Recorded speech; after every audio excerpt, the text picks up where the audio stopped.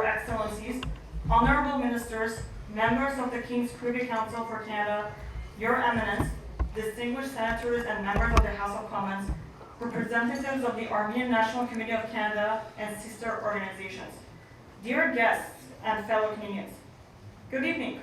I thank each and every one of you for being here.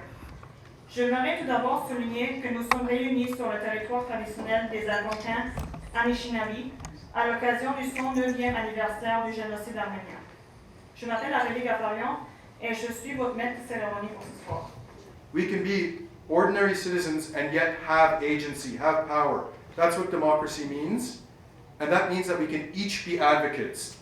And I think every month, every day of every year, we can put ourselves towards one of the most important goals. And I understand there are other goals, but at the end of the day, if you can't stop people being killed just for who they are,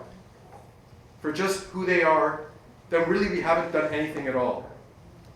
And so I say to you all, April may be over, but genocide prevention doesn't stop. And genocide prevention isn't something that only happens at the very height of power. Genocide prevention is something that starts with each of us. And genocide prevention is something we can do every day, all the time, and we should be doing it.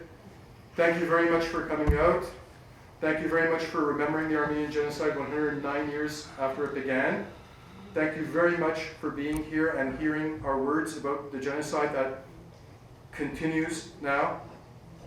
And thank you very much for heeding my warning about the imminent genocide that may occur if we don't all use all of our abilities, all of our power, all of the strength we've been granted by living in a democracy like Canada towards the goal of genocide prevention. Thank you very much. Je pense que le discours que notre ami vient juste de prononcer, c'est un rappel à tout le monde que nous avons tous, en tant qu'individus, une responsabilité sacrée, to care for our brothers and sisters, and to ensure that all of us can be free to be who we are, who we love, who we choose to celebrate, and to making sure that these people can live without the fear of death for the most superficial reasons. Ce soir, nous nous souvenons des 1,5 million Arméniennes et Arméniens qui ont été victimes du génocide. As we remember one of the darkest chapters of human history, we acknowledge the pain and the suffering of the Armenian people and reaffirm our commitment to ensuring that such atrocities are never forgotten. Today there can be no doubt that not only the Artsakh Armenians, but indeed all Armenians across the South Caucasus are existentially threatened by the Azerbaijani-Turkish alliance. Moreover, today's threat follows the same path of genocide, which is not only denied by the perpetrators, but openly celebrated. Turkish denialism has in the past been and will continue in the future to be a dangerous phenomenon to our homeland, and cannot be ignored, especially by the countries that have officially recognized and condemned the Armenian genocide, including Canada. The atrocities committed in Artsakh and continuous aggression against Armenia confirm that even recognition and condemnation are not sufficient to curb the Azerbaijani-Turkish hate-ridden aspirations. I've been in contact at every single diplomatic table with my counterparts on this. At the OACE, at the EU, with Charles Michel, talking also with France, Emmanuel Macron, and many French foreign ministers since then, and talking also with the US, as Tony Blinken himself has been involved in diplomatic talks. And we will be there to make sure that we bring back security, peace to the region, but also that we always have in mind the territorial integrity of Armenia. Today, the recollection of the Armenian genocide is becoming even more vivid, as 100,000 Armenians are displaced from their ancestral homeland. The wounds are being reopened in a very similar and systemic way, a campaign that we never thought we would see again.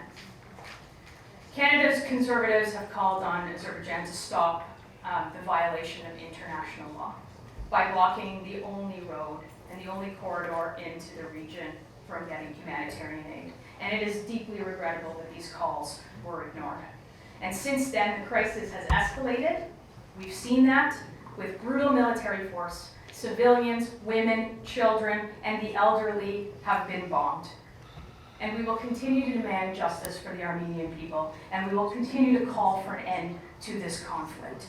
And we must ensure that Canadian weapons do not end up in the hands of those who are participants in that carnage. And we will continue.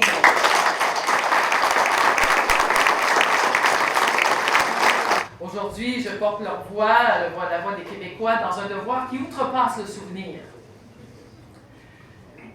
Un devoir de saluer respectueusement les 109 ans d'une Arménie exemplaire, toujours forte, debout dans la lumière de l'espoir et toujours tournée vers l'avenir. La démocratie, la culture, la francophonie sont au cœur des valeurs que nous partageons. Nous avons une responsabilité de défendre ces valeurs, mais aussi celle de la démocratie lorsqu'elle fait face à la montée des régimes autoritaristes. Il y a eu ces derniers mois des événements qui ont dû rappeler aux Arméniens toute la noirceur des drames passés. Nous sommes là, avec vous, sachez-le, car 109 ans plus tard, nous avons le devoir de mémoire, de vigilance et de solidarité. À nos amis de la grande famille arménienne, je souhaite le meilleur en tout. À travers chacun de nos gestes professionnels, politiques, diplomatiques ou démocratiques, il faut sans partisanerie cultiver le bonheur de la précieuse complicité que nous partageons. Car notre récolte est notre meilleur outil pour alimenter nos rêves et notre espérance. Armenian population living on their land, being forcibly displaced, suffering with a blockade, with no food, no medication, a forced displacement of civil population, which is not only a cultural genocide, but a crime with bombardments against civilians, a crime, war crime, and a crime against humanity. Just the proof that the hate against Armenians is still there, and the danger of Azerbaijan dictatorial regime is still there. Et il doit aussi nous rappeler que le respect du droit international et des institutions internationales doit toujours être appliqué. Dans le cas de Artsakh, bien sûr, mais aussi dans n'importe quelle situation où il pourrait y avoir génocide contre une population, contre une nation, contre un peuple. Vous pouvez compter sur nous pour défendre la souveraineté et l'intégrité territoriale de l'Arménie contre une agression de l'Azerbaïdjan. Et nous allons aussi continuer à la libération des prisonniers de guerre de 2020 et de 2023 pour que tous les Arméniens retournent dans la maison complètement en sécurité. Flora Galem, merci, thank you. Let's not pretend we didn't see what was happening in Artsakh, that we didn't see the warning signs. I just want to say very little, because I agree with so much of what has been said, and it's an emotional day on 109th anniversary of commemoration of the Armenian Genocide, which Canada recognizes. But what can we do more? Your Excellency, thank you for your powerful words. Thank you for everyone who's here today. Standing in witness isn't nothing. Standing in remembrance isn't nothing. But it isn't enough. And I'm going out on a limb here because I haven't thought this through. But the next climate conference, COP29, is going to be in Baku, Azerbaijan, because that's where Vladimir Putin insisted it should be. So maybe, dear Melanie, maybe, friends, maybe there's a way that without hurting the multilateral system, which is so essential, maybe there's a way Canada can say something for Artsakh, can say something in gratitude to the Armenian diaspora, which is